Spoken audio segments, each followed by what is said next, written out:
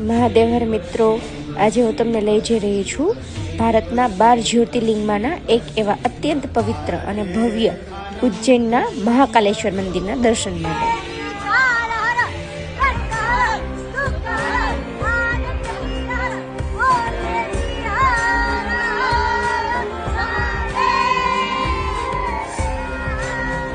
જ્યાં આગળ થોડીક ભીડ ઓછી હતી અને અમે આમ દોડતા દોડતા જ શિવ ભગવાનના નાદ સાથે દર્શન માટે ગયેલા હતા। જુઓ તમે,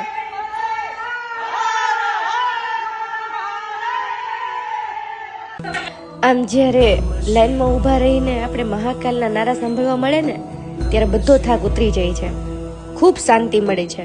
અને આપણે જ્યારે મહાદેવના દર્શન કરશું ને અને ત્યારે જે અનુભૂતિ છે ને એ શબ્દોમાં વર્ણવી શકાય તેમ જ નથી।